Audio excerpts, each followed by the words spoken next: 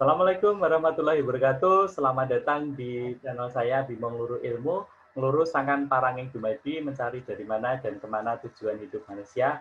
Bersama saya Juan Bimo Sukoco. Nah, bersama saya juga sudah datang Ibu Sinta MD. Nah, kita tanya nanti hubungannya dengan Mahmud MD seperti apa? Apakah hubungannya baik-baik saja atau tidak?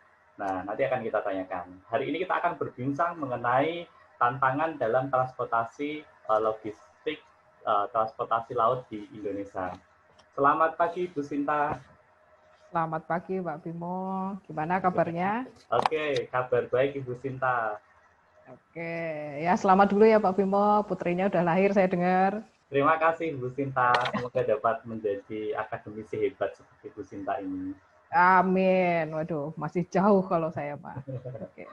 Ya, Bu Sinta Ya, Mardiana gimana Pak Dewi. Bimo? Ya, Oke. Sinta? Oke, gimana? Oke. Ya, Bu Sinta Mardiana Dewi, saya perkenalkan dulu. Bu Sinta Ya, silakan. Mardiana Dewi atau sering dipanggil Bu Sinta MD. Tadi hubungannya apa? Tidak ada hubungan ya Bu Sinta? Sebenarnya baik-baik saja sih, Mas. Baik-baik saja. Tadi Anda menyebutkan Mahmud MD ya, saya juga nggak tahu siapa Mahmud MD ya. Oke, semoga didengar Pak Mahmud MD dan hubungannya semakin baik. Kalau saya Mahfud MD bisa, tapi kalau Mahmud saya nggak tahu, Pak. Ya, Bu Sinta. Bu Sinta Mardiana Dewi ini merupakan dosen manajemen logistik di Akademi Pelayaran Nasional atau APN Solo.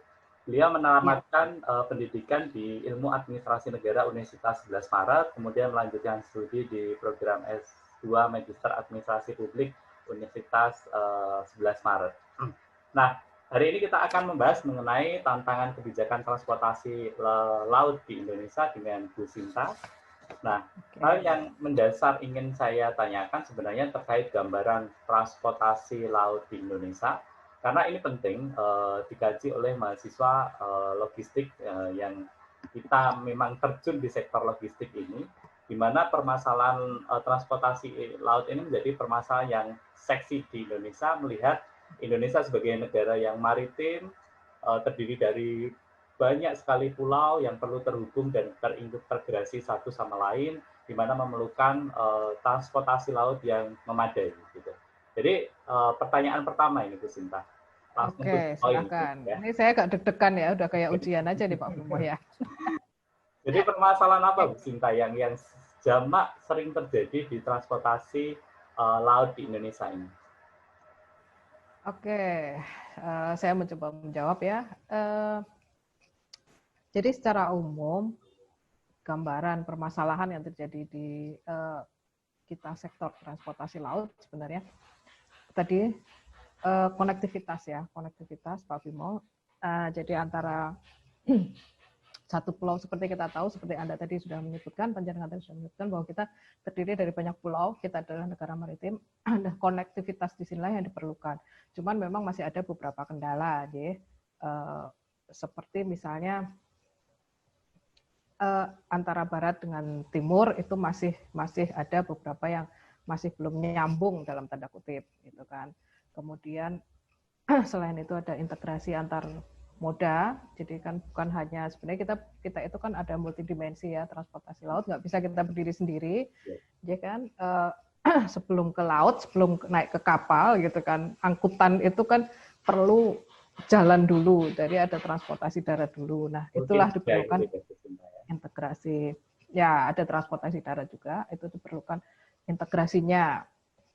Itu yang kadang-kadang masih slack di situ. Kemudian selain itu juga mungkin bisa ada juga integrasi antar sektoral gitu ya, integrasi antar stakeholder gitu ya, kadang-kadang itu juga kadang-kadang gitu ya, kadang-kadang masih ada ekosektoral di sini ya, seperti misalnya saya harus seperti ini dari pemerintah daerah seperti ini, dari pemerintah pusat seperti ini, atau bahkan dalam Kementerian Perhubungan sendiri kadang-kadang juga ada.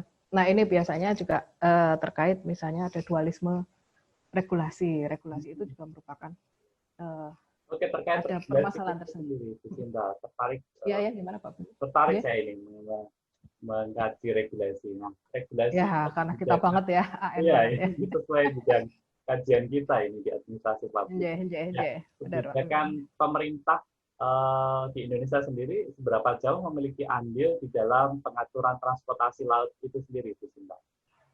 Oh, ya, saya pikir andilnya sangat cukup besar, sangat krusial ya, karena memang setiap aktivitas apapun pasti kita memerlukan regulasi ya.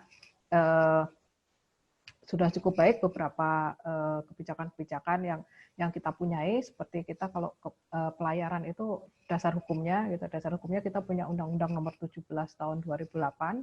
Kemudian itu nanti akan diturunkan di beberapa PP, misalnya tahun 2010 kita punya angkutan perairan, kemudian ada lagi tentang kepelabuhanan sendiri, kemudian ada keselamatan pelayaran dan lain sebagainya. Itu turunan-turunannya banyak sekali, Pak Bimo.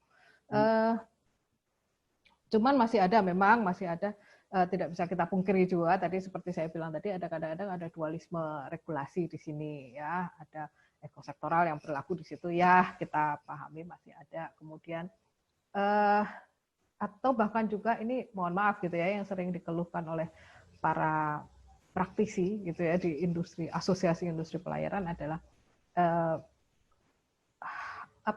high regulated di sini. Transportasi laut itu high regulated industry. Oke.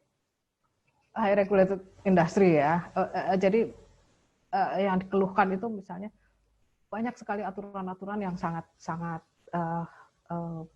ketat, sangat banyak, seperti misalnya, dan kadang-kadang tumpang tindih juga tadi seperti saya bilang, seperti misalnya jadwal operasi kapal yang dikeluarkan oleh instansi ini, kemudian instansi itu, kemudian ada juga penetapan tarif misalnya, kemudian tentang aturan keselamatan, kenyamanan dan lain sebagainya. Itu nanti kadang-kadang itu membuat jatuhnya cost yang agak tinggi gitu di mereka di industri pelayaran.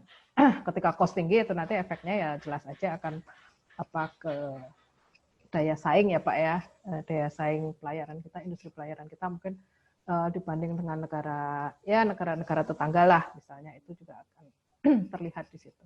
Ya, berbicara masalah transportasi, berbicara masalah transportasi logistik laut ini, kita tidak bisa terlepas dari adanya infrastruktur gitu ya. Dari semenjak presiden pertama, kemudian dilanjutkan presiden kedua sampai dengan presiden saat ini sedang gencar membangun infrastruktur ini. Menurut Ibu Cynthia sendiri, bagaimana infrastruktur transportasi laut di Indonesia itu sendiri, Bu Sinta? Apakah sudah memadai atau masih banyak sekali yang perlu diperbaiki? Oh ya, transportasi laut sementara ini kita sudah dari awal seperti penjenengan tadi bilang, memang benar bahwa sudah banyak dilakukan pembangunan infrastruktur dari zaman Pelita dulu sampai sekarang, mulai dari 2014 itu kan semakin gencar ya infrastruktur, kemudian dengan adanya konektivitas tol laut itu masih banyak sudah banyak dilakukan. Cuman memang ya masih ada di sana sini kekurangan, ya wajar ya. Seperti misalnya kalau contoh nih misalnya di manajemen logistik itu banyak juga ditemukan beberapa peralatan sarana prasarana gitu ya, PBM gitu ya, PBM yang mungkin sudah tua gitu ya, kemudian itu memerlukan maintenance. Nah, itu masih diperlukan, karena itu nanti akan efeknya gitu ya, imbasnya adalah kalau di pelayaran itu ada nanti waktu labuhnya semakin panjang, jadi tidak sesuai dengan standar waktu yang ditetapkan. Itu nanti dari industri pelayaran sendiri juga ada namanya demurrage itu kayak macam charge tambahan gitu ya, charge tambahan yang harus dibayar oleh mereka, kan akhirnya cost-nya tambah. Nah, itu kadang-kadang jadi harus ada perbaikan infrastruktur sarana prasarananya, tetap harus ada, walaupun ini sudah cukup bagus kalau menurut saya. Ya, Oke. Kita beralih ke sumber daya manusia. Nah, karena logistik ini tidak bisa jauh-jauh dari sumber daya manusianya. Nah, menurut Bu Sinta sendiri, seberapa jauh kualitas maupun kuantitas dari sumber daya manusia sektor logistik, utamanya transportasi logistik laut di Indonesia ini sendiri, Bu Sinta? Oke, wah ini pas banget dengan kita ya Pak Bimo ya. Ini jadi PR kita ya, karena kita kebetulan bergeraknya di bidang vokasi, bagian transportasi, ya, logistik gitu ya. Kualitas sumber daya manusia kita sudah cukup bagus gitu ya, sampai sekarang sudah cukup bagus. Kuantitasnya sudah cukup bagus, penempatan sumber daya manusianya sudah oke, tapi untuk menjawab kebutuhan, kita tahu bahwa nanti kita kan sedang menghadapi gitu ya, kita harus masuk ke era apa Pak? Revolusi industri ya, 4.0 gitu kan. Nah itu nanti sebenarnya memang kita tantangan dari kita ini bagaimana menyiapkan mereka kualitas sumber daya manusia yang lebih melek pada teknologi, lebih paham mengenai digitalisasi, karena memang kedepannya ini sudah mulai dikenalkan dari mereka, dari pelabuhan-pelabuhan itu ada semacam, kalau manajemen logistik ya, ada semacam Inaport.net misalnya, seperti itu kan sangat membutuhkan manusia-manusia, tenaga kerja manusia yang paham benar bagaimana sih menjalankan sebuah aplikasi digital misalnya, seperti itu. Dan sebenarnya digitalisasi itu kan juga tadi untuk pengawasan, bagaimana menekan cost yang tinggi itu tadi Pak Bimo. Ya, PR kita ke depan ya Pak Bimo. Betul. PR kita sebagai sumber daya di vokasi ini ya Bu Sinta terkait. Iya, ini sangat dibutuhkan sekali ini, karena memang masih dari data ya masih ada sekian puluh ribu yang masih harus disediakan oleh kita ini untuk mereka. Oke. Ya, terakhir Bu Sinta. Dari Bu Sinta sendiri, adakah semacam masukan atau saran atau rekomendasi yang perlu diambil pemerintah di dalam mengatur manajemen transportasi laut di Indonesia ini, Bu Sinta? Oke, kalau rekomendasi saya atau saran sepanjang saya mengamati, masih diperlukan integrasi antar moda tadi, seperti daerah hinterland ya, daerah hinterland itu masih kurang untuk kita, terutama untuk di pelabuhan singgah ya, pelabuhan singgah itu misalnya di pulau-pulau di timur gitu kan, masih diperlukan daerah penyokong gitu kan, misalnya kawasan industri, kawasan berikat misalnya, seperti itu. Dan itu juga harus butuh dukungan sinergitas antara pemerintah pusat dengan pemerintah daerah. Oke, itu aja. Terima kasih Bu Sinta, terima kasih atas banyak sekali memberikan inspirasi dan pencerahan kepada kami, terutama kami yang belajar di sektor logistik ini. Ya, ini menjadi PR kita bersama ya Bu Sinta, untuk membangun logistik, terutama logistik sektor transportasi laut di Indonesia agar mampu berdaya saing dengan negara-negara lain. Kita tunjukkan bahwa betul sekali. Maritim yang kuat, dan kita selalu ingat bahwa nenek moyang kita seorang pelaut, ya betul. Itu nanti diceritakan ke anak cucu kita ya Pak ya. Betul.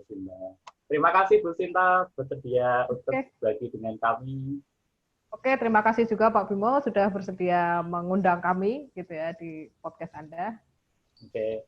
Ya, demikian bincang-bincang kita bersama Ibu Sinta Mardiana Dewi, dan terkait dengan tantangan kebijakan transportasi laut di Indonesia. Semoga dapat memberikan pencerahan dan memberikan inspirasi kepada kita terkait problematika, maupun kita dapat mencari solusi bersama terkait permasalahan tersebut. Oke, terima kasih. Jangan lupa ikuti podcast-podcast selanjutnya. Saya Johan Bimo Sukoco. Sampai jumpa. Assalamualaikum warahmatullahi wabarakatuh. Terima kasih, Bu Sinta. Assalamualaikum. Ya, sama-sama Pak Bimo. Oke.